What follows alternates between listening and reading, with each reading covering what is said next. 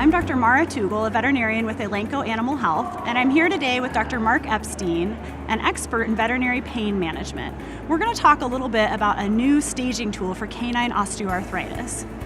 So, Dr. Epstein, can you tell me a little bit about the difference between canine osteoarthritis and arthritis in people and why this can be a little confusing for pet owners? Pet owners and veterinarians sometimes too. Good point.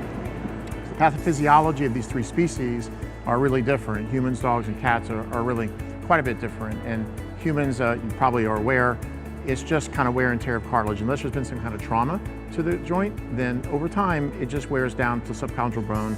And that's why humans generally don't get clinical signs of osteoarthritis until they're my age, 50, 60 or older. That happens in dogs too, that is wear and tear on the cartilage.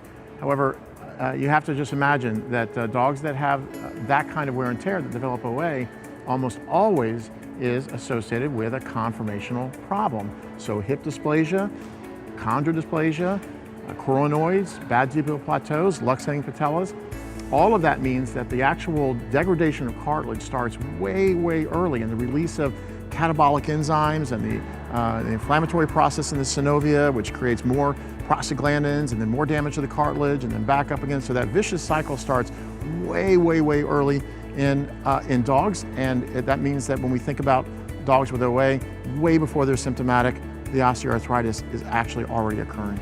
Okay, and so you and I have talked before about the fact that osteoarthritis in dogs actually starts very early, but most cases aren't diagnosed until dogs are over the age of 8.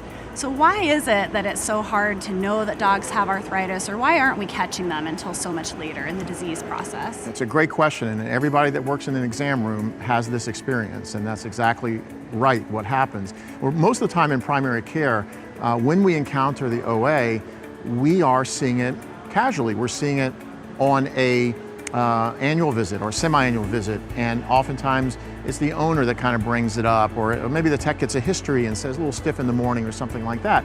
Now we know to maybe look a little harder, but it's not until that point that the signs are occurring, until the patient is symptomatic, that we think, nah, this is a patient that may have OA.